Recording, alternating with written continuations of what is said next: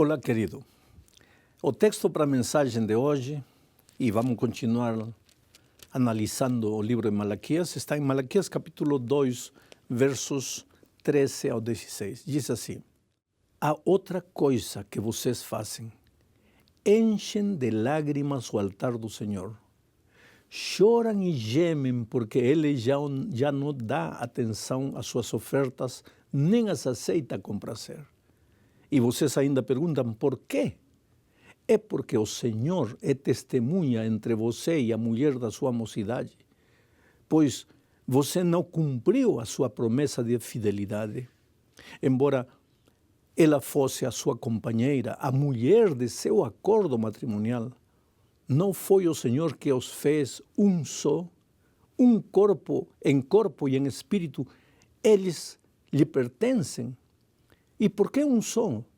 Porque ele desejava uma descendência consagrada. Portanto, tenham cuidado, ninguém seja infiel, ninguém seja infiel à mulher da sua mocidade. Eu odeio o divórcio, diz o Senhor, o Deus de Israel.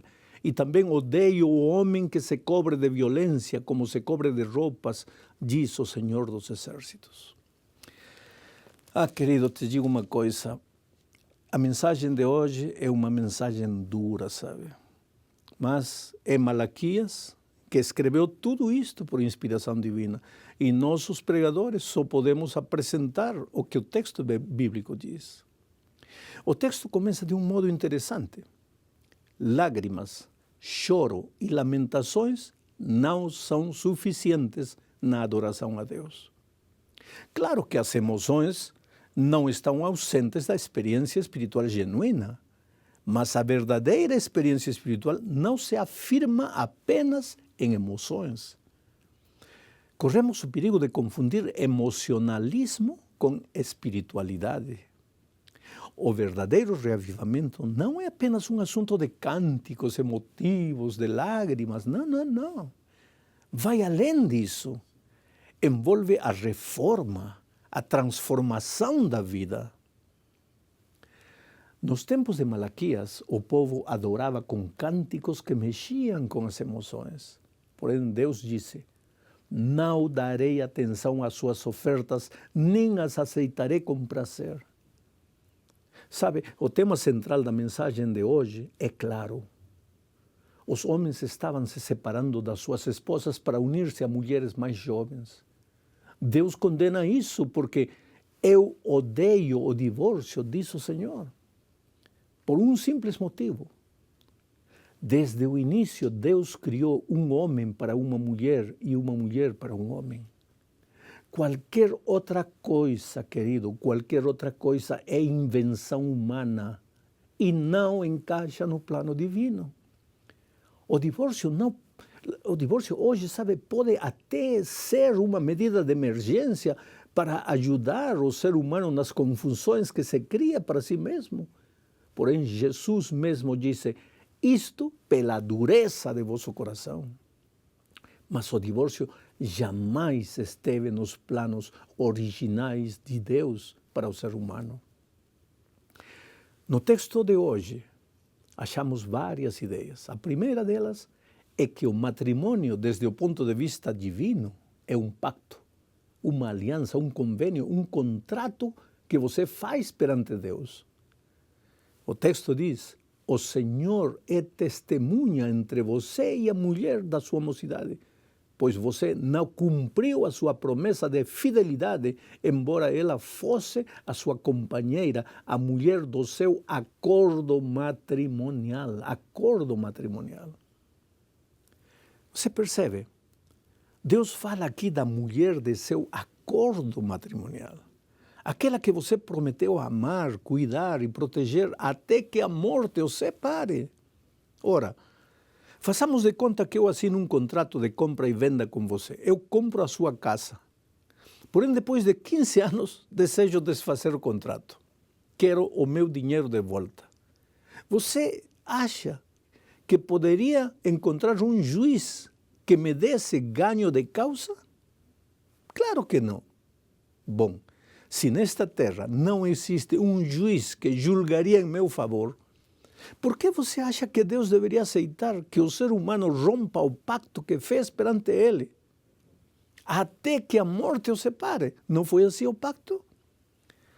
Agora, tem gente que diz, pastor, mas se temos muitos problemas, o que fazemos? Bom, é claro, problemas no casamento não são para se divorciar, mas para serem resolvidos.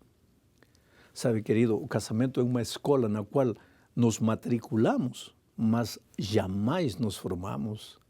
O problema é que às vezes entramos no casamento idealizando o matrimônio como um conto de fadas e foram felizes para sempre.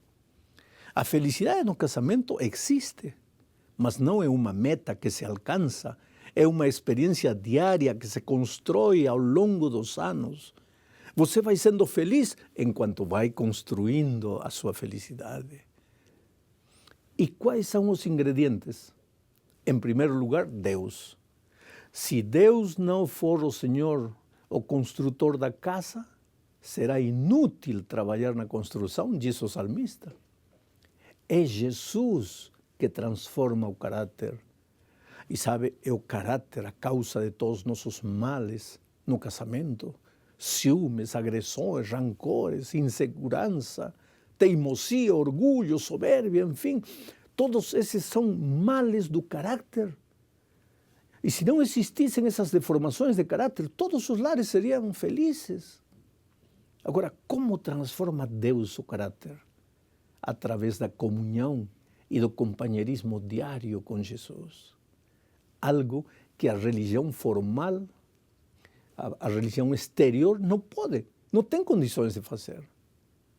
Por isso existem pessoas chamadas conservadoras, entre aspas, preocupadas com as coisas de Deus, preocupadas com o que se pode fazer, não se pode fazer. E, no entanto, em casa, onde se age sem máscaras, se mostram como na realidade são. Maltratam a esposa, maltratam os filhos. E Deus disse no verso 16, eu também odeio o homem que se cobre de violência como se cobre de roupas. Outro pensamento do texto de hoje é que Deus é testemunha fiel do que acontece na casa. Os seres humanos podemos dar a explicação que queiramos e as pessoas podem até acreditar em nossa versão, porém com Deus as coisas são diferentes. Veja o que diz o verso 14. E vocês ainda perguntam por quê? É porque o Senhor é testemunha entre você e a mulher da sua mocidade. Querido, Ele é testemunha. A Ele não podemos enganar.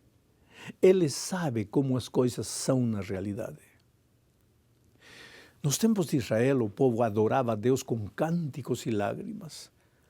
Eram cultos emotivos, trazendo a história para os nossos dias.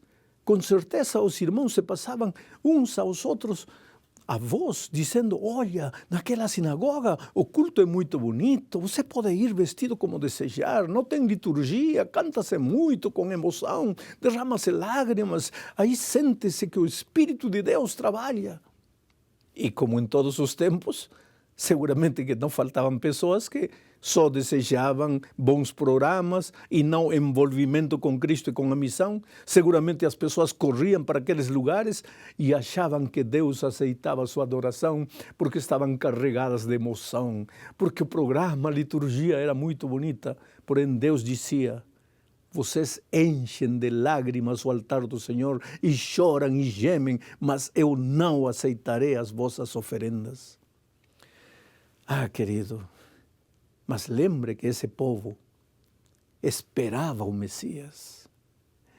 Eles achavam que estavam preparados para o dia grande e terrível e talvez fossem sinceros na sua maneira de pensar.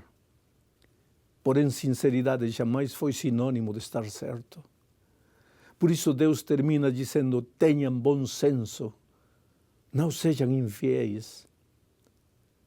Bom senso, sabedoria, equilíbrio, sensatez, prudência. Só Deus pode conceder esses atributos. Por isso, mais do que nunca, é preciso hoje voltar os olhos a Deus e permitir que Ele dirija a vida. Deus é Deus soberano. A glória lhe pertence. Ele é a única pessoa capaz de mostrar o caminho certo. Jesus disse, eu sou o caminho. Não é meu critério o caminho. Não é o que eu acho, mas o que Deus deixou escrito na sua palavra. Sabe, não foi fácil para mim apresentar esta mensagem. Mas o texto não é meu, e sim de Malaquias, inspirado por Deus. Eu apenas tomei o texto e o apresentei. Agora a palavra está semeada no seu coração. O que você fará com ela? Como está teu casamento? Destruído? Semidestruído? Deus nunca pode consertar a igreja sem consertar primeiro as famílias. E não pode consertar as famílias sem consertar primeiro o teu coração. De nada adianta mostrar para o público que tudo está bem, que tudo está maravilhoso, quando no fundo do coração você sente que está derrotado, está partido, está quebrado. Que coisa é mordomia? Mordomia é devolver-se a Deus, entregar-se a Deus, dizer, Senhor, eu não posso, eu não consigo, eu preciso de um milagre teu, eu preciso que tu faças na minha vida o que eu não consigo fazer sozinho. E isso também é justificação pela fé. Vai a Jesus, entregue seu coração, renda-se a Ele, deixe que Ele faça em você o que você não pode fazer. Agora, neste momento, entregue-se a Jesus. Que Deus te abençoe.